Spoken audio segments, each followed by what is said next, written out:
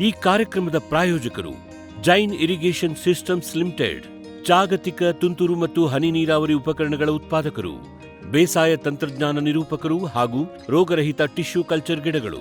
ವೀಕ್ಷಕರೇ ನಮಸ್ಕಾರ. ಇವತ್ತಿನ ಕೃಷಿ ಋಷಿ ಅಂಗಳದಲ್ಲಿ ಕಾರ್ಯಕ್ರಮಕ್ಕೆ ತಮಗೆ ಸ್ವಾಗತ. ವೀಕ್ಷಕರೇ, ನಿಮ್ಗೆ ಗೊತ್ತಿರ್ಬೋದು, ನಾವು ಭಾರತೀಯ ಸಾಂಬಾರು ಬೆಳೆಗಳ ಸಂಶೋಧನೆ ಸಂಸ್ಥೆ ಪ್ರಾದೇಶಿಕ ಸಂಶೋಧನಾ ಕೇಂದ್ರ ಅಪ್ಪಂಗಳಕ್ಕೆ ಹೋಗಿದ್ವಿ. ಅಲ್ಲಿರುವ ವಿಜ್ಞಾನಿಗಳನ್ನು ಮಾತಾಡಿಸ್ತಾ ಇದ್ವಿ. ಅಲ್ಲಿರುವ ಹಿರಿಯ ವಿಜ್ಞಾನಿ ಹಾಗೂ ಮುಖ್ಯಸ್ಥರಾಗಿರುವಂತಹ ಡಾಕ್ಟರ್ ಅಂಕೇಗೌಡ ಅವರು ನಮಗೆ KG ರಾಮಚಂದ್ರ ಅನ್ನುವ ರೈತರನ್ನು ನಮಗೆ ಪರಿಚಯ ಮಾಡಿಕೊಟ್ರು. ಅಂದರೆ ಇಲ್ಲಿ ಹಾಸನ ಜಿಲ್ಲೆ ಸಕಲೇಶಪುರ ತಾಲೂಕಿನ ಕಳಲೆ ಎಂಬ ಗ್ರಾಮದಲ್ಲಿ ಇವರು ವಾಸ ಆಗಿರ್ತಾರೆ. ಅದಲ್ಲದೆ ಈ ಭಾಗದಲ್ಲಿ ಸಿಕ್ಕಾಪಟ್ಟೆ ಅವಾಗ 1980 ಆ ಸಂದರ್ಭದಲ್ಲೆಲ್ಲ 1980 ಕಾಲದಲ್ಲೆಲ್ಲ ಸಾಕಷ್ಟು ಏಲಕ್ಕಿ ಬೆಳೀತಾ ಇದ್ದರು. ಅದಾದಮೇಲೆ ಸಾಕಷ್ಟು ಜನ ಏಲಕ್ಕಿಯಿಂದ ಕಾಫಿ, ಕಾಳುಮೆಣಸಿಗೆಲ್ಲ ಮಾರ್ಪಾಡಾಗ್ತಾ ಬಂದಿದ್ದಾರೆ ಅಂತ ಅವ್ರು ಹೇಳ್ತಾಯಿದ್ರು. ಇತ್ತೀಚೆಗೆ ಮತ್ತೆ ಏಲಕ್ಕಿ ಬೆಳೀತಾ ಇದ್ದಾರೆ. ಅದರಲ್ಲೂ ಶ್ರೀ KG ರಾಮಚಂದ್ರ ಸರ್ ಏನು ಮಾಡ್ತಾ ಇದ್ದಾರೆ ಅಂದರೆ, ಒಂದು 2-3 ಎಕರೆಯಲ್ಲಿ ತುಂಬ ಚೆನ್ನಾಗಿ 2-3 ತಳಿಗಳನ್ನು ಬೆಳೀತಾ ಇದ್ದಾರೆ ಅಂತ ಅವ್ರು ಹೇಳ್ತಾಯಿದ್ರು.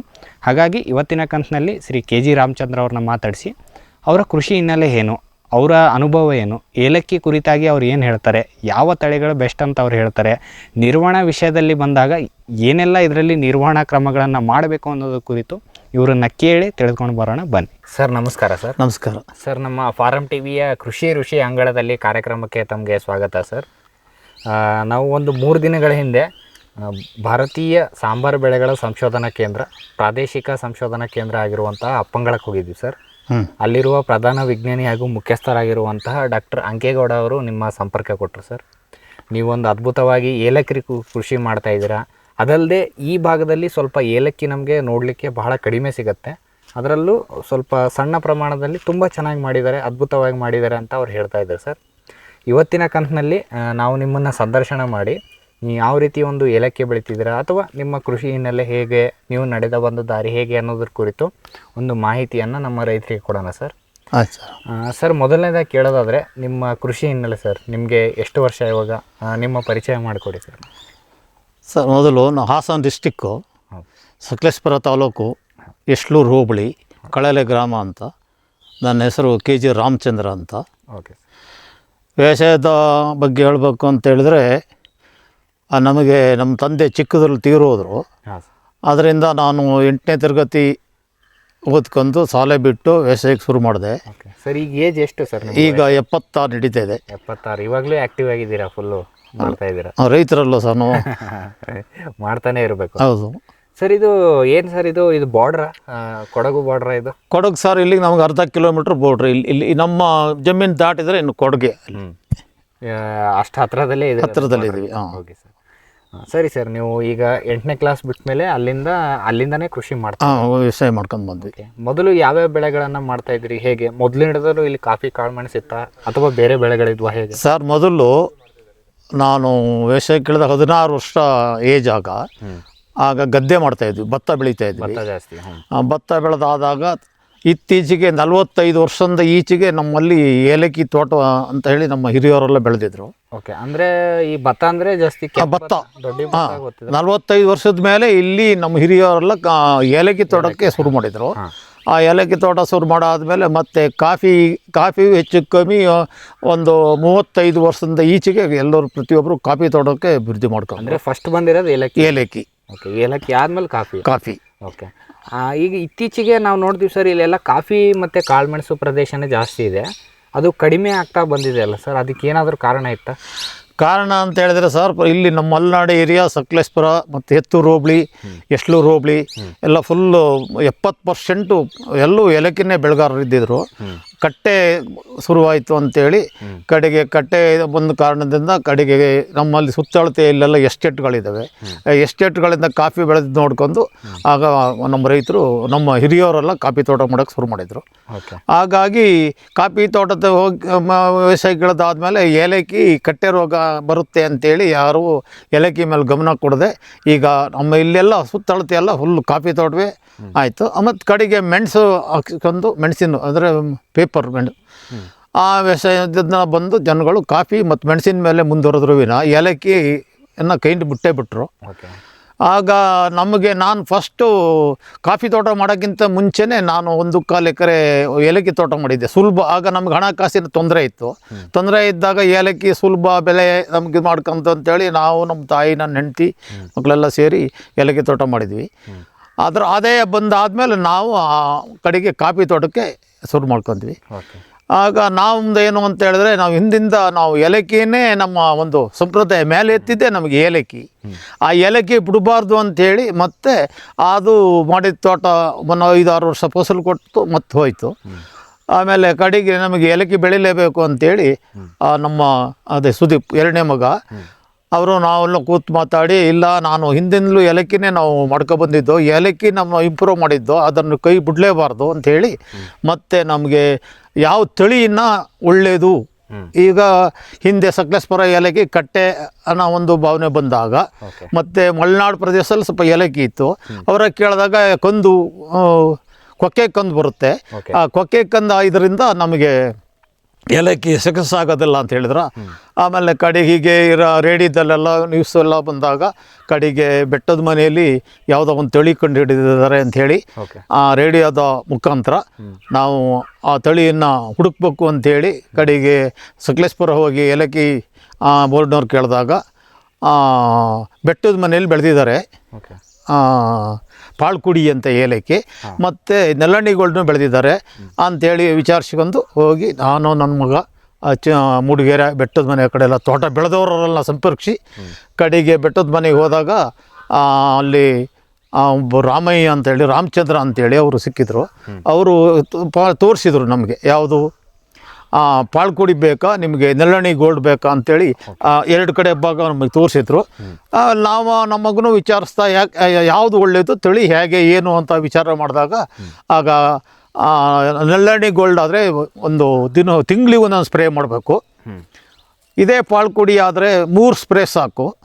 ಇದು ಬಡವ್ರ ಬಾದಾಮಿ ಇದ್ದಂಗೆ, ಇದನ್ನು ಸ್ವಲ್ಪ ಚೆನ್ನಾಗಿ ಸಾಕೊಂಡು ಹೋಗ್ಬೋದು ಅಂತ ಹೇಳಿದರು ಪಾಳ್ಕುಡಿನ. ಆಮೇಲೆ ನಾನು ಕಡೆಗೆ ನನಗೂ ಒಂದು ಯೋಚನೆ ಬಂತು, ನಾವು ಹಿಂದೆ ಸ್ವಲ್ಪ ಜಾತಿ ನಾಯಿಗಳು ಸಾಕ್ತಿದ್ವಿ, ಆಲ್ಸಿಸನ್ ನೋವೆಲ್ಲನ್ನ. ಆಗ ಎಲ್ಲ ಯಾವಾಗಲೂ ಆಸ್ಪತ್ರೆಗೆ ಹಿಡ್ಕೋಬೇಕಿತ್ತು. ಈ ನಮ್ಮ ನಾಡು ನಾಯಿಗಳಾದ್ರೆ ಮನೇಲೇ ಇರೋವು. ಆ ನಾಯಿಯ ಒಂದು ಯೋಚನೆ ಇದು ಮಾಡ್ಕೊಂಡು ನಾವು ಕಡೆಗೆ ಎಲ್ಲಿ ಔಷಧಿ ಹೊಡಿಯೋ ತಿಂಗಳಿಗೆ ಅಂತೇಳಿ ಕಡೆಗೆ ನಾವು ಪಾಳ್ಕುಡಿನೇ ಆರಿಸ್ಕೊ ಬಂದ್ವಿ. ಮೆಜಾರಿಟಿ ನಿಮ್ಮ ಪಾಳ್ಕುಡಿನೇ ಇದೆ. ಪಾಳ್ಕುಡಿನೇ. ಸಮೃದ್ಧ ಸಾವಯವ ಗೊಬ್ಬರ, ಎಂಎಸ್ಜಿಪಿ ಮತ್ತು ಕೆಸಿಡಿಸಿ ಉತ್ಪಾದನೆ, ಫಾರ್ಮ್ ಟಿವಿಯಿಂದ ಸರಬರಾಜು, ಅತಿ ಕಡಿಮೆ ಬೆಲೆಗೆ ಅತ್ಯುತ್ತಮ ಗೊಬ್ಬರ, ಇಲ್ಲ ಭಾರಲೋಹ, ಕೃಷಿ ವಿಶ್ವವಿದ್ಯಾಲಯದಿಂದ ಪರೀಕ್ಷಿತ ಸಾವಯವ ಇಂಗಾಲ, ಎನ್ಪಿಕೆ, ಪಿಎಚ್, ಇಸಿ ಎಲ್ಲ ನಿಗದಿತ ಮಿತಿಯಲ್ಲಿ. ಅಡಿಕೆ, ತೆಂಗು, ಬಾಳೆ, ಕಾಫಿ, ದಾಳಿಂಬೆ, ದ್ರಾಕ್ಷಿ, ಕಬ್ಬು, ಭತ್ತ, ಜೋಳ, ಹತ್ತಿ ಹೀಗೆ ಎಲ್ಲಾ ಬೆಳೆಗಳಿಗೂ ಪ್ರಶಸ್ತ. ಜೀವಂತ ಮಣ್ಣು, ಸಮೃದ್ಧ ಬೆಳೆ, ಅತ್ಯಧಿಕ ಲಾಭಕ್ಕೆ ಬಳಸಿ ಸಿಟಿ ಕಾಂಪೋಸ್ಟ್. ವಿಶ್ವದಾದ್ಯಂತ ಪೇಟೆಂಟ್ ಪಡೆದ ನ್ಯಾನೋ ತಂತ್ರಜ್ಞಾನದಲ್ಲಿ ತಯಾರಾದ ನೂವಾಲ್ಗಿ ದ್ರಾವಣ. ನೂವಾಲ್ಗಿ ಉಪಯೋಗಿಸಿದ ಮೇಲೆ ತುಂಬಾ ಇಳುವರಿನೂ ಬಂದಿದೆ. ಕಾಳು ಮೆಣಸಿಗಂತೂ ಬಹಳ ಚೆನ್ನಾಗಿ ಬರುತ್ತೆ. ರೇಷ್ಮೆ ಎಲೆನೂ ಚೆನ್ನಾಗಿ ಬರ್ತದೆ. ಗಿಡಗಳು ತುಂಬಾ ಚೆನ್ನಾಗಿ ಬೆಳವಣಿಗೆ ಆಯಿತು. ಯಾವುದೇ ರಾಸಾಯನಿಕ ಅಥವಾ ವಿಶೇಷ ಗೊಬ್ಬರಗಳ ಗೊಡವೆ ಇಲ್ಲದೆ ಎಲ್ಲ ಬೆಳೆಗಳಲ್ಲಿ ಉತ್ತಮ ಗುಣಮಟ್ಟದ ಅಧಿಕ ಫಸಲನ್ನು ಪಡೆಯಿರಿ.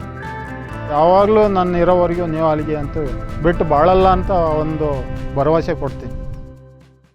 ವೆಟ್ ಗಿಡಮೂಲಿಕ ಉತ್ಪನ್ನಗಳು, ಮೇಷ ಟಾನಿಕ್, ಕುರಿ ಮತ್ತು ಆಡುಗಳ ಒತ್ತಡ, ರೋಗ, ಕ್ರಿಮಿ ನಿವಾರಕ, ಹೆಚ್ಚಿನ ಬೆಳವಣಿಗೆ. ಕುಕ್ಕುಟ ಟಾನಿಕ್, ಕಡಿಮೆ ಆಹಾರ, ಉತ್ತಮ ಆರೋಗ್ಯ, ಕೋಳಿಗಳ ಅಧಿಕ ಬೆಳವಣಿಗೆ. ಕೆಚ್ಚಲು ಕೇರ್, ಕೆಚ್ಚಲು ಬಾವು ಬರದಂತೆ ತಡೆಯಲು, ಬಂದರೆ ಬಾವು ನೋವು ಶಮನಕ್ಕೆ. ವೆಟ್ ಉತ್ಪಾದನೆ, ಶ್ರಮಜೀವಿಯಿಂದ ಸರಬರಾಜು, ಜಾಣ ಹೈನುಗಾರನ ಜಾಣ್ಮೆಯ ಆಯ್ಕೆ ವೆಟ್ ಉತ್ಪನ್ನಗಳು. ಜೈನ್ಸ್ ಜಗತ್ತಿನ ಅತಿದೊಡ್ಡ ಅಂಗಾಂಶ ಕೃಷಿ ಪ್ರಯೋಗಾಲಯ ಹಾಗೂ ಟಿಸಿ ಗಿಡಗಳ ಉತ್ಪಾದಕರು. ಸಮೃದ್ಧ ಇಳುವರಿಗೆ ಜೈನ್ ಜೀನೇನ್, ಯಾಲಕ್ಕಿ, ನೇಂದ್ರನ್ ಹಾಗೂ ಕೆಂಪು ಬಾಳೆ ಸಸಿಗಳು, ದಾಳಿಂಬೆ, ಭಗವತಳಿಯ ರೋಗಮುಕ್ತ ಸಸಿಗಳು, ಲಕ್ನೋ 49 ಪೇರಳೆ, ಸ್ಟ್ರಾಬೆರಿ ಇತ್ಯಾದಿ ಗಿಡಗಳು ಯೋಗ್ಯ ಬೆಲೆಯಲ್ಲಿ. ಅಂಗಾಂಶ ಕೃಷಿಯ ಜಾಗತಿಕ brand Jain. Barrix hunter pheromone ಟ್ರಾಪ್ಸ್ನೊಂದಿಗೆ ರೇನೋಸಾರಸ್ ದುಂಬಿ ಮತ್ತು ಕೆಂಪು ಮೂತಿ ಹುಳುಗಳಿಂದ ತೆಂಗು, ತಾಳೆ, ಅಡಿಕೆ ಮರಗಳ ಸಂರಕ್ಷಣೆ. ತರಕಾರಿ ಮತ್ತು ಹಣ್ಣಿನ ಬೆಳೆಗಳಲ್ಲಿ ಹಣ್ಣಿನ ನೊಣಗಳ ನಿಯಂತ್ರಣಕ್ಕೆ ಬ್ಯಾರಿಕ್ಸ್ ಕ್ಯಾಚ್ ಫ್ರೂಟ್ ಫ್ಲೈ ಹಾಗೂ ವೆಜಿಟೇಬಲ್ ಫ್ಲೈ ಟ್ರ್ಯಾಪ್. ರಸ ಹೀರುವ ಕೀಟಗಳನ್ನು ಹಿಡಿಯಲು ಬಣ್ಣದ ಕ್ರೋಮ್ಯಾಟಿಕ್ ಸ್ಟಿಕ್ಕಿ ಟ್ರ್ಯಾಪ್ಸ್. ಪೇಟೆಂಟ್ ಹೊಂದಿದ ತಂತ್ರಜ್ಞಾನ, ದೀರ್ಘಕಾಲದವರೆಗೂ ಬಾಳಿಕೆ. ಕೀಟನಾಶಕಗಳಿಗೆ ಪರ್ಯಾಯ, ಪರಿಸರಕ್ಕೆ ಪೂರಕ. ಸುಸ್ಥಿರ ಸಾವಯವ ಕೃಷಿಗಾಗಿ ಬ್ಯಾರಿಕ್ಸ್. ಫ್ಯೂಚರ್ ಬಯೋಟೆಕ್ ಸಾವಯವ ಕೃಷಿಯ ವೇಗವರ್ಧಕ.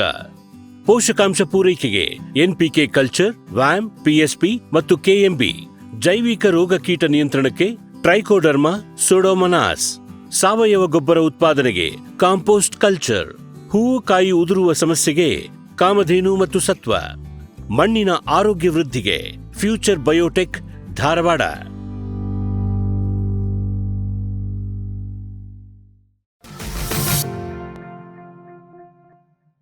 ಆ ಪಾಳ್ಕೊಡಿಗೂ ಇದಕ್ಕೂ ಏನು ವ್ಯತ್ಯಾಸ ಅಂತ ಕೇಳಿದಾಗ, ಇದು ಚಿಕ್ಕ ಕಾಯಿ ಮತ್ತು ಎವರೇಜಲ್ಲಿ 3-3/4 kg ಹಸಿ ಏಲಕ್ಕಿಗೆ ಎವರೇಜ್ ಹೆಂಗೆ ನಾವು ಕೂಲಿ 5-6 ಕೂಲಿ ಕುಯ್ದಿದ್ದು ಕೂಲಿ ಎವರೇಜ್ ಹಾಕಿದರೆ 3-3/4 kg ಒಣಗು ಏಲಕ್ಕಿ ಬರುತ್ತೆ. ಒಂದು ಇದರಲ್ಲಿ ಗುಂಪಲ್ಲಿ ಒಂದು ಗ್ರೂಪ್ ಅಂದರೆ ನಾವು 5-6 ಟ್ರಿಪ್ ಹಣ್ಣು ಕುಯ್ದು 20 ದಿವಸಕ್ಕೆ ತಿಂಗಳಿಗೆ ಒಂದೊಂದು ಕೂಲಿ ಹಣ್ಣು ಕುಯ್ಬೇಕು. ಆಗ ನಾವು ವಿಚಾರ ಹೇಳಿದಾಗ 100 kgಗೆ 25 kg ಏಲಕ್ಕಿ ಬರುತ್ತೆ. ಆ ಥರ ಇದು ಮಾಡಿದಾಗ ನೆಲ್ಲಣೆಗಳು 20 kg ಬರುತ್ತೆ, 5-5 kg ವ್ಯತ್ಯಾಸ. ಇನ್ನು ಆಸ್ಪತ್ರೆ ಖರ್ಚು ಅಂದರೆ ಔಷಧಿಗಳೆಲ್ಲ ಹೊಡೆದು ಅವೆಲ್ಲ ಖರ್ಚು ಲೆಕ್ಕ ಹಾಕಿದಾಗ ನಾವು ಇದೇ ಸುಲಭ ಅಂಥೇಳಿ ನಾನು ನಮ್ಮ ಮಗ ಮಾತಾಡ್ಕೊಂಡು ಅದನ್ನೇ ಆರಿಸ್ಕೊಂಡ್ವಿ. ಓಕೆ ಸರ್, ಈಗ ಒಟ್ಟು ಎಷ್ಟು ಎಕರೆಯಲ್ಲಿ ಇವಾಗ ಇದೆ ಸರ್ ಏಲಕ್ಕಿ? ಮೊದಲು ಸರ್ ನಾವು 12/8/9 ಇಸ್ವಿಲಿ 700 ಗಿಡ ತಂದು ಹಾಕಿದ್ವಿ ಇಲ್ಲಿ ಬೆಟ್ಟದ ಮನೆಯಿಂದ. ಅದರಲ್ಲಿ ನಮಗೆ ಒಳ್ಳೆ ಏಲಕ್ಕಿ 500 kg, 550, 600 kg, ಒಂದು 700 ಗಿಡದಲ್ಲಿ ಬೆಳ್ಕೊಂಡು ಬಂದ್ವಿ. ಅದು ಒಂದು 8-9 ವರ್ಷ ಗಿಡ ಅದ್ರಿಗೂ ಫಸಲು ಕುಯ್ದ್ವಿ. ಆಮೇಲೆ ಕಡೆಗೆ ನಮ್ಮ ತೋಟಕ್ಕೆ ಏಲಕ್ಕಿ ಬೊಡ್ನವರು, ದೋಣ್ಗಲ್ಲು ಮತ್ತು ಇದು ಮಡಿಕೇರಿ ICR ಇವರು ಅಂಕೇಗೌಡರು ಅವರೆಲ್ಲ ನಮ್ಮ ತೋಟಕ್ಕೆ ವಿಸಿಟ್ ಕೊಟ್ಟು ಆಮೇಲೆ ಬರೀ ಖುಷಿ ಪಟ್ಟು ಅವ್ರು ಏನು ಹೇಳಿದರು ಅಂದರೆ, ಇದು ತಳಿ ಒಳ್ಳೆ ತಳಿ, ಈ ತಳಿನ ಹಾಳು ಮಾಡ್ಕೋಬೇಡಿ, ಆದರೆ ಇನ್ನು ಇದನ್ನು ಬೇರೆ ಕಡೆಗೊಂದು ಇದು ಮಾಡಿ ಇದನ್ನು ಗಿಡ ಕಂದುಗಳೆಲ್ಲ ಮಾರಾಟ ಮಾಡಿಬಿಟ್ಟು ಮತ್ತು ಇದಕ್ಕೆ ಎಕ್ಸ್ಟ್ರಾ ಹಾಕಕ್ಕೆ ಮಾಡಿ, ಮತ್ತು ಇನ್ನೊಂದು ಕಡೆಗೆ ನೀವು ಫಸ್ಟು ಒಂದು ಕಡೆಗೆ ಒಂದು ಎಕರೆನಾದ್ರು ನೀವು ತೋಟ ಮಾಡಿ ಇದೇನೆ ಮಾಡಿ ಅಂತ ಹೇಳಿದರು. ಈ ತಳಿ ಸಿಕ್ಕೋದು ಕಷ್ಟ ಇದೆ ಅಂತೇಳೂ ಹೇಳಿದರು. ಹಾಗಾಗಿ ನಾವೇನು ಮಾಡಿದ್ವಿ, ಆ ತಳಿ ಹಾಳು ಮಾಡ್ಕೊಬರೋದು ಅಂಥೇಳಿ 10 ಪಾಳ್ಕೊಡಿನ 10-10-20ರಲ್ಲಿ ಮತ್ತೆ 380 ಗಿಡ ಹಾಕಿದ್ವಿ. ಓಕೆ, ಮತ್ತೆ 380 ಗಿಡ ಇದೆ, ಅದೇ ಫ್ಲ್ಯಾಟಲ್ಲಿದೆ.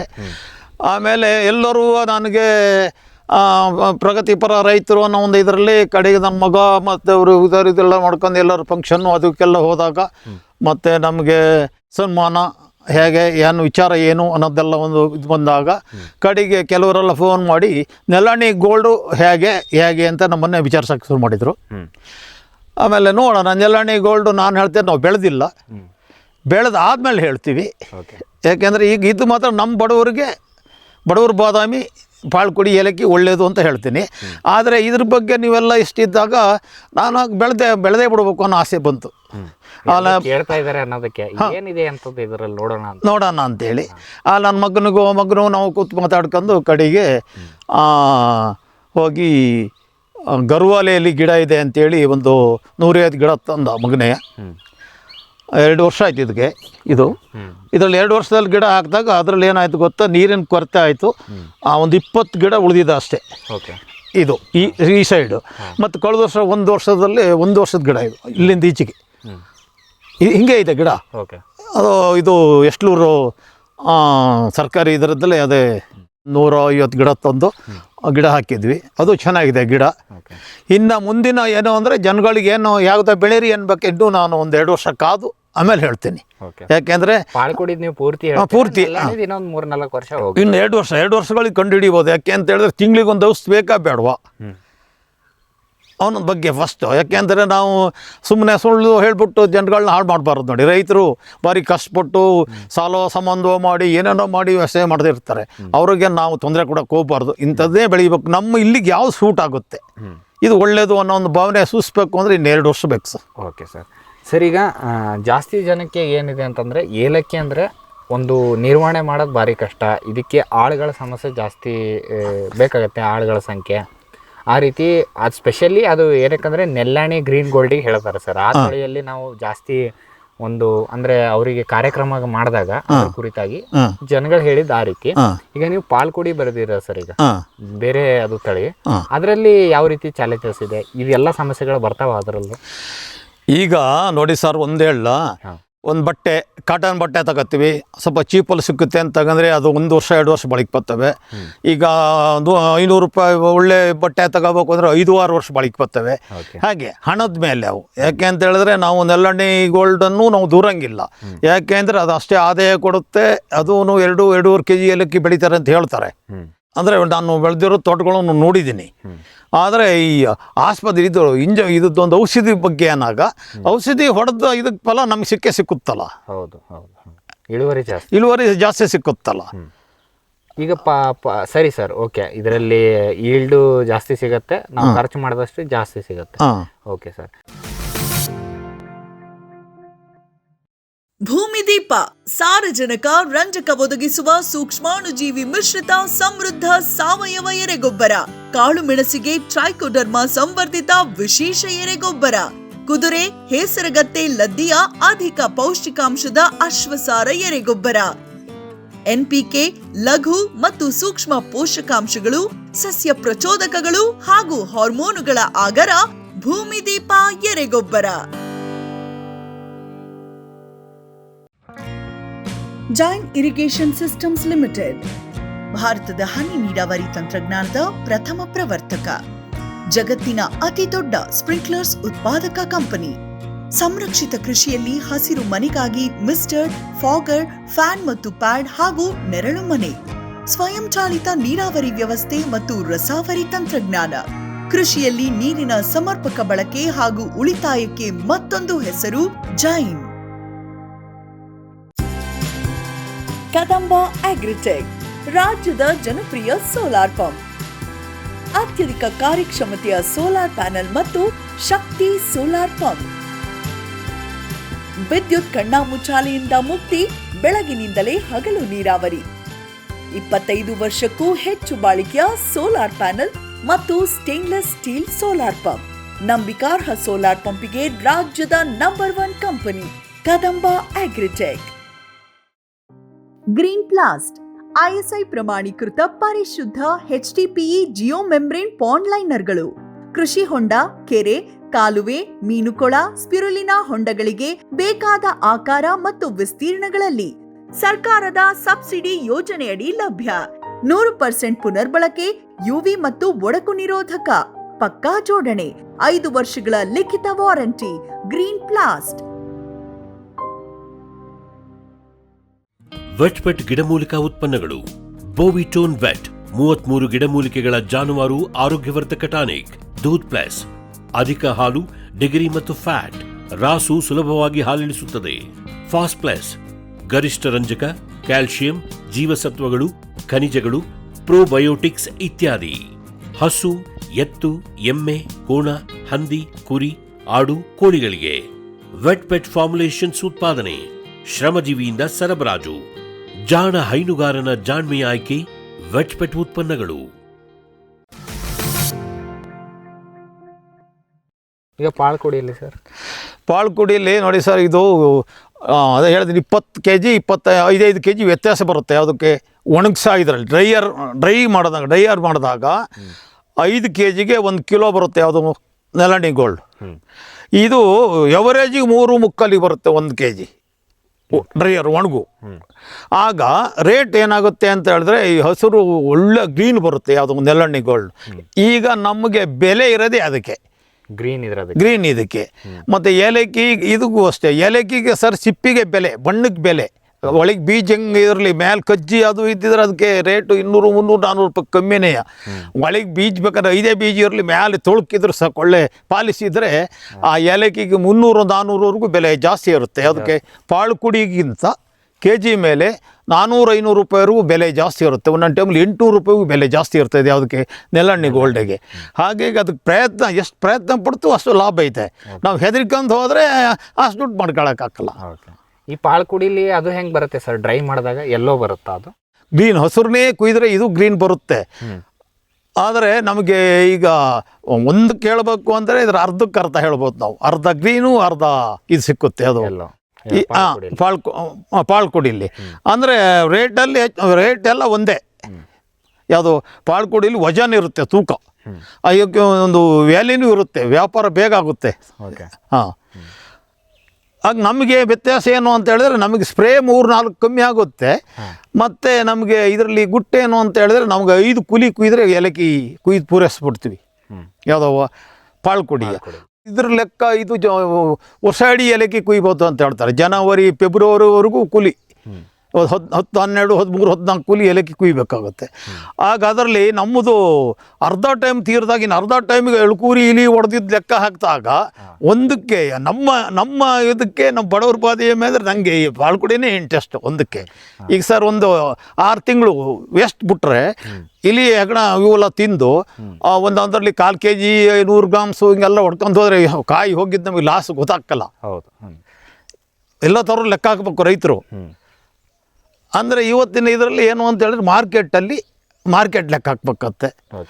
ಅದಕ್ಕೆ ಬೆಲೆ ಇದೆ. ಯಾಕೆಂದರೆ ಇದಕ್ಕೂ ನಮ್ಮ ಪಾಳ್ಕುಡಿಗೂ ಅದಕ್ಕೂ 600, 700, 800 ರೂಪಾಯಿನವರೆಗೂ ವ್ಯತ್ಯಾಸ ಇದೆ 1 kg. 1 kg. ಅದು ಈ kg 3000 ಅಂತೂ ನಡೀತಾ ಇದೆ ಸರ್ ಈಗ. ಹೌದು, ನೆಲ್ಲಣಿಗೆ. ಅಂದರೆ ಇದು 2000 ಬರುತ್ತಾ ಪಾಳ್ಕುಡಿ? ಆಗ 2200 ರೂಪಾಯಿ ರೇಟ್ ಇದ್ರೆ ಅದು 3200 ಕೊತ್ತು ನನ್ನ ಟೈಮಲ್ಲಿ. ಯಾವುದು ನೆಲ್ಲಣಿ ಗೋಲ್ಡ್. ಬಟ್ ತೂಕ ಅದು ಬರುತ್ತೆ ಪಾಳ್ಕುಡಿ.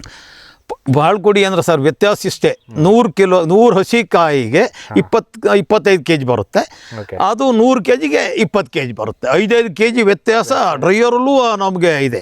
ಅಂದ್ರೆ ನೆಲ್ಲಣಿಯಲ್ಲಿ ನಾವು 100 kg ಹಸಿಕಾಯಿಂದ 20 kg ಇದು ತೆಗಿತೀವಿ, ಡ್ರೈಯರ್ ಒಣಗು. ಪಾಳ್ಕುಡಿಲಿ 5 kg ಹೆಚ್ಚಿಗೆ ತೆಗಿತೀವಿ. ಆಗ ರೇಟಲ್ಲಿ ಹಂಗೆಲ್ಲ ವ್ಯತ್ಯಾಸ ಆಗುತ್ತೆ. ಅಲ್ಲಿದಲ್ಲಿ ಮ್ಯಾಚ್ ಅಪ್. ಅಂದರೆ ಈಗ ಏನು ಅಂತ ಹೇಳಿದ್ರೆ ಈಗ ನೋಡೋದಕ್ಕೆ ಏನೇ ಆಗಿರಲಿ ಇದ್ರ ಬೆಳಿಬೇಕು ಅನ್ನೋ ಒಂದು ಮನಸ್ಸು ಬರುತ್ತೆ. ಯಾಕೆ ಸೇಲಿಗೆ ಹೋದಾಗ ಈಗ ಈ ಜಾತ್ರೆಗೆ ಹೋದರೆ ಆ ಎತ್ತುಗಳು ನೋಡಿದಾಗ ಆ ಎತ್ತು ಅಂತ ಈ ಎತ್ತು ಚಂದ ಅನ್ನೋ ರೀತಿಯಲ್ಲಿ ಆಗ ನಮಗೇನಾದ್ರು ಗೊತ್ತಾ, ನಾವು ಸ್ವಲ್ಪ ಬೆಳೆಯಲೇಬೇಕು ಅನ್ನೋ ಮನಸ್ಸು ಬರುತ್ತೆ. ಯಾವುದೇ ಬೆಳೆದ್ರೂ ತಪ್ಪೇನಿಲ್ಲ ಸರ್, ನಮ್ಮಲ್ಲಿ ಶ್ರಮ ಇದ್ದರೆ ಏನು ಬೇಕಾದ್ರೂ ಬೆಳಿಬೋದು ಅಂತ ನನ್ನೊಂದು ಅಭಿಪ್ರಾಯ. ಇದಕ್ಕೆ ಸ್ವಲ್ಪ ನೀರಿನ ನಿರ್ವಹಣೆ ಭಾಳ ಮಾಡಬೇಕು ಅಂತ ಹೇಳ್ತಾರೆ ಸರ್. ಎಲ್ಲಕ್ಕೂ ಬೇಕು ಸರ್ ನೀರಿನ ಪ್ರತಿಯೊಂದು. ನಾವು ಮಾರ್ಚ್ 10ನೇ ತಾರೀಕಿಗೆ ಕರೆಕ್ಟ್ ನಾವು ನೀರನ್ನ ಇದು ಮಾಡಿಬಿಡ್ತೀವಿ. ನೀರಿನ ವ್ಯವಸ್ಥೆ ಯಾವುದಕ್ಕೆ ಪಾಳ್ಕುಡಿಗೂ, ಅಲ್ಲಿಗೆ ಪಾಳ್ಕುಡಿಗೂ ನೀರು ಬೇಕು, ನೆಲ್ಲಣಿಗಳಿಗೂ ನೀರು ಬೇಕು. ಇಲ್ಲಿ ನೀರಿನ ವಿಚಾರದಲ್ಲಿ ಎರಡೂ ಒಂದೇ, ಕಾಂಪ್ರಮೈಸ್ ಇಲ್ಲ. ಆದರೆ ಸ್ಪ್ರೇ ಇದರಲ್ಲಿ ಮೆಡಿಸಿನ್ ಕೂಡ ಇದರಲ್ಲಿ ಸ್ವಲ್ಪ ಜಾಸ್ತಿ ಬರುತ್ತೆ. ಮತ್ತು ಗೊಬ್ಬರ ಮಿನಿಯೋರು ನಾವೀಗ ಇದಕ್ಕೆ ನಮ್ಮ ಗಿಡಕ್ಕೆ ಹೆಚ್ಚು ಕಮ್ಮಿ 300 ಒಳಗೆ ಗೊಬ್ಬರ ಕೊಡ್ತೀವಿ ಅಷ್ಟೇ ಮಿನಿಯೋರು ಇದಕ್ಕೆ ನಮ್ಮ ಪಾಳ್ಕುಡಿಗೆ. ಗ್ರಾಮ್ ಲೆಕ್ಕನ ಹೆಂಗೆ ಒಂದು ಗಿಡ ಹೆಚ್ಚು ಕಮ್ಮಿ ಈಗ 2 ಮೂಟೆ ಗೊಬ್ಬರ ತೊಗೊಂಡ್ರೆ ಒಂದು 200 ಗ್ರಾಮ್ಸ್ ಒಳಗೂ ಬೀಳಾಕಲ್ಲ. ನಾವು 2 ಟ್ರಿಪ್ ಸ್ವಲ್ಪ ಕೊಡ್ತೀವಿ. ಯಾಕೆ ಕೊಡ್ತೀವಿ ಅಂತೇಳಿ ನಾವು ಕಾಫಿ ಹೊಟ್ಟಿದೆ ಮತ್ತು ಏನಾರ ಮಗನಿಗೆ ಗೊತ್ತವೇನೋ ಹೆಸರು ಏನಾರ ಹಾಕಿ ಎಲ್ಲ ಇದು ಮಾಡಿ ಕಾಂಪೋಸ್ಟ್ ಎಲ್ಲ ಮಾಡಿ ನಾವು ಒಂದೊಂದು 10 ಟ್ರ್ಯಾಕ್ಟರ್ ಹಾಕಿದ್ವಿ. 380 ಗಿಡಕ್ಕೆ 10 ಟ್ರ್ಯಾಕ್ಟ್ರು ಕಾಂಪೋಸ್ಟ್ ಮಾಡೋದು ಗೊಬ್ಬರ ಹಾಕಿದ್ವಿ. ಹಾಗಾಗಿ ನಮಗೆ ಕಾಂಪೋಸ್ಟ್ ಹಾಕೋದ್ರಿಂದ ಏನೇ ಕಾಂಪೋಸ್ಟ್ ಕೊಟ್ಟರು ಸ್ವಲ್ಪ ಮಿನಿವರ್ ಒಂದು 150 ಗ್ರಾಮ್ಸು ಗಿಡಕ್ಕೆ 200 ಗ್ರಾಮ್ಸ್ ಕೊಟ್ಟರೆ ಸ್ವಲ್ಪ ವರ್ಕಾಗಿ ಮಾಡೋದು ಕಾಣುತ್ತೆ ಅಷ್ಟೇ. ಆ ಮಿನಿಯೋರು ಸ್ವಲ್ಪ ಬೇಕೇ ಬೇಕು. ಮತ್ತು ಅದರಲ್ಲೂ ನಮಗೆ ಅಂಕೇಗೌಡರು ಹೇಳಿದರು, ಆದರೆ ಅದಕ್ಕೆ ನೀವು ಎಷ್ಟು ದನಿನ ಗೊಬ್ಬರ ಇದು ಕಾಂಪೋಸ್ಟ್ ಗೊಬ್ಬರ ಕೊಟ್ಟು ಮಿನಿಯೋರ್ ಕೊಟ್ಟಷ್ಟು ಅದು ಗಿಡ ಹಂಗೆ ತಾಕತ್ತಾಗೂ ಬರುತ್ತೆ, ತಾಕತ್ತಾಗಿ ಕಾಯಿನೂ ಕೊಡುತ್ತೆ. ಅದಕ್ಕೆ ಮಾತ್ರ ಫುಡ್ ಕೊಡೋದ್ರೆ ನಿಮ್ಗೆ ಗಿಡ ಬೆಳೆಯೋಕೆ ಆಗೋದೇ ಇಲ್ಲ. ಆದರೂ ಅದು ನಿಜ. ಯಾಕೆ ಅಂತ ಹೇಳಿದ್ರೆ ಈಗ ನಮ್ದು ಇಲ್ಲೇ ಇದೇ ಹೇಳ್ತಾ ಇತ್ತು ನಮಗೆ. ಈಗ ಯಾವುದು ಈ ನೆಲ್ಲಣಿ ಗೋಲ್ಡ್ ಈಗ ನಮ್ಗೆ ಈಗ ಹೇಳ್ಕೊಡ್ತಾ ಇತ್ತು ಇದೇ, ಇದು ನನಗೆ ಕೊಡು ಅಂತಿರ್ತೆ. ಗೊಬ್ಬರ ಇದಕ್ಕೆ ಖರ್ಚು ಮಾಡಿದಷ್ಟು ಆದಾಯ ಎರಡು.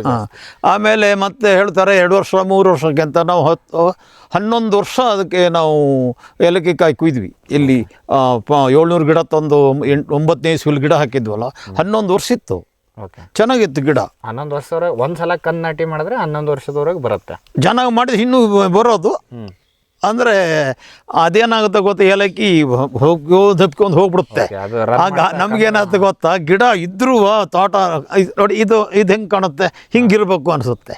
ಓಕೆ, ಅದು ಯಾಕಂದ್ರೆ ಹಾಂ, ಟಿಲ್ಲರ್ಸ್ ಎಲ್ಲ ಬಂದಂಗೆ ಮುಂದಕ್ಕೆ ಹೋಗ್ತಾ ಇರುತ್ತೆ. ಇರುತ್ತೆ ಅದು. ಹಾಗಾಗಿ ನಾವು ವಿಜ್ಞಾನಿಗಳು ಹೇಳಿದರು ಇದನ್ನು ಹೊಸದಾಗಿ ಕಿತ್ತು ಮಾಡಿ ಅಂತ. ಹಾಗಾಗಿ ಅವ್ರ ಸಲಹೆಗೂ ಬೇಕು, ಅವ್ರ ಸಲಹೆಯಿಂದಲೂ ಮಾಡಲೇಬೇಕು. ಈಗ ನಮಗೆ ನೋಡಿ 2 ವರ್ಷ ಆಯ್ತು ಅಲ್ಲಿ ಹಾಕಿ ಗಿಡನ. ಈಗ ಅದು ಗಿಡ ಚೆನ್ನಾಗಿದೆ. 9ನೇ ಇಸ್ವಿಲಿ ಗಿಡ ಹಾಕಿದ್ದು, ಈಗ 2ನೇ ವರ್ಷದಲ್ಲಿ ಗಿಡ ಕಿತ್ತು ಹಾಕಿದ್ವು, ಅದು ಈಗೆಲ್ಲ ಗಿಡ ತೆಂಡೆ ಆಗಿ ಚೆನ್ನಾಗಿ ಬಂದಿದೆ, ಅದು ಫಸಲಿಗೆ ಬಂದಿದೆ. ಓಕೆ, ಹಾಗಾದ್ರೆ ಈಗ ಒಂದು ಅದಕ್ಕೆ ಕಾರಣ ಏನು ಅಂದರೆ ಸಲಹೆ ನಮ್ಮ ಏಲಕ್ಕಿ ಸಂಶೋಧನೆ ಇವರೇ ನಮಗೆ ಆ ಗಿಡ ಕಿತ್ತು ಹಾಕೋ ಕಾರಣ ಅವರೇ, ನಾವೇನಲ್ಲ. ಮಾಡಲೇಬೇಕು ನೀವು ಮಾಡಿ ಅಂತೇಳಿ ಅಂಕೆ ಕೊಟ್ರೆ ನಮಗೆ ಭಾರಿ ಸಜೆಷನ್ ಕೊಟ್ರಿ. Okay sir. ಸರ್, ನೀವು ಇಷ್ಟೊತ್ತು ಏಲಕ್ಕಿಯ ಕುರಿತಾಗಿ ನಿಮ್ಮ ಅನುಭವನ ಹಂಚ್ಕೊಂಡ್ರಿ ಸರ್. ಯಾವ ರೀತಿ ಮೊದಲು ಏಲಕ್ಕಿ ಬೆಳೀತಾ ಇದ್ದೀರಾ, ಮತ್ತೆ ಗ್ಯಾಪ್ ಮಾಡಿ ಮತ್ತೆ ಇವಾಗ ಹೇಗೆ ಬೆಳೀತಾ ಇದ್ದಾರೆ ಅನ್ನೋದ್ರ ಕುರಿತು ಒಂದು ಮಾಹಿತಿಯನ್ನು ನೀಡಿದ್ರಿ ಸರ್. ಮತ್ತೆ ಈಗ ಅದರದ್ದು ಬೇಸಾಯ ಕ್ರಮಗಳನ್ನ ನಿಮ್ಮ ಮಗನ ಕೇಳ್ಕೊಂತೀವಿ ಸರ್. ಸದ್ಯಕ್ಕೆ ಇಷ್ಟೊತ್ತು ಮಾಹಿತಿ ಕೊಟ್ಟಿದ್ದಕ್ಕೆ ನಮ್ಮ ವಾಹಿನಿಯ ವತಿಯಿಂದ ಹಾಗೂ ನಮ್ಮ ರೈತರ ವತಿಯಿಂದ ತಮಗೆ ತುಂಬ ಧನ್ಯವಾದ. ವೀಕ್ಷಕರೇ, ಇಷ್ಟೊತ್ತು ನಮಗೆ ಶ್ರೀ KG ರಾಮಚಂದ್ರ ಸರ್ ಅವರು ಹೇಳ್ತಾ ಇದ್ರು, ಈಗ ಮೊದಲು ನಮ್ಮ ಅಜ್ಜಂದರು ಅಥವಾ ನಮ್ಮ ಅಪ್ಪಂದ್ರ ಕಾಲದಲ್ಲೆಲ್ಲ ಏಲಕ್ಕಿ ಭಾಳವಾಗಿತ್ತು, ಹೇರಳವಾಗಿತ್ತು. ಅವಾಗೆಲ್ಲ ಸ್ವಲ್ಪ ನಮ್ಮ ಸಂದರ್ಭದಲ್ಲೆಲ್ಲ ಈ ಕಟ್ಟೆ ರೋಗ ಬಂದು ಅದೆಲ್ಲ ಸಿಕ್ಕಾಪಟ್ಟೆ ರೋಗ ಇದು ಆದಾಗ ಇಲ್ಲೆಲ್ಲ ಬೆಳೆ ಪ್ರದೇಶನೇ ಪೂರ್ತಿಯಾಗಿ ಎಲ್ಲ ಕಾಫಿ ಮತ್ತು ಕಾಳುಮೆಣಸಿಗೆ ಪರಿವರ್ತನೆ ಆಯಿತು. ಮತ್ತು ಈಗ ನಾವು ಏಲಕ್ಕಿಯಿಂದನೇ ಮುಂದೆ ಬೆಳೆದು ಬಂದಿರೋದ್ರಿಂದ ಅದ್ರ ಮೇಲೆ ಪ್ರೀತಿ ಇರೋದ್ರಿಂದ ಈಗ ನಾವು ಒಂದು 2-3 ಎಕರೆಯಲ್ಲಿ ಏಲಕ್ಕಿಯನ್ನು ಇಟ್ಟಿದ್ದೀವಿ. ನಾವು ನೆಲ್ಯಾಣಿ ಗ್ರೀನ್ ಗೋಲ್ಡ್ಗೆ ಹೋಗೋದ್ರ ಬದಲು ಕೇರಳದ ತಳಿಯಾಗಿರುವಂಥ ಪಾಲ್ಕುಡಿ ಎಂಬ ತಳಿಯನ್ನು ಹಾಕಿ ಅದರಲ್ಲಿ ನೆಲ್ಯಾಣಿಗೆ ಸರಿಸಮಾನವಾದ ಒಂದು ಆದಾಯವನ್ನು ತೆಗಿತಿದ್ದೀನಿ ಅನ್ನೋ ಕುರಿತು ಸಾಕಷ್ಟು ಮಾಹಿತಿಯನ್ನು ಕೊಟ್ಟರು. ಈಗ ಮುಂದಿನ ಕಂತಿನಲ್ಲಿ ಅವರ ಮಗನಾಗಿರುವಂಥ ಶ್ರೀ ಸುದೀಪ್ ಅವ್ರನ್ನ ಮಾತಾಡ್ಸೋಣ. ಸದ್ಯಕ್ಕೆ ಈ ಕಂತಿನಿಂದ ತಮಗೆ ಒಂದು ಉಪಯುಕ್ತ ಮಾಹಿತಿ ಸಿಕ್ತು ಅಂತ ಭಾವಿಸ್ತಾ ಇವತ್ತಿನ ಕಾರ್ಯಕ್ರಮವನ್ನು ಇಲ್ಲಿಗೆ ಮುಗಿಸೋಣ. ನಮಸ್ಕಾರಗಳು. ಈ ಕಾರ್ಯಕ್ರಮದ ಪ್ರಾಯೋಜಕರು ಜೈನ್ ಇರಿಗೇಷನ್ ಸಿಸ್ಟಮ್ಸ್ ಲಿಮಿಟೆಡ್, ಜಾಗತಿಕ ತುಂತುರು ಮತ್ತು ಹನಿ ನೀರಾವರಿ ಉಪಕರಣಗಳ ಉತ್ಪಾದಕರು, ಬೇಸಾಯ ತಂತ್ರಜ್ಞಾನ ನಿರೂಪಕರು ಹಾಗೂ ರೋಗರಹಿತ ಟಿಶ್ಯೂ ಕಲ್ಚರ್ ಗಿಡಗಳು.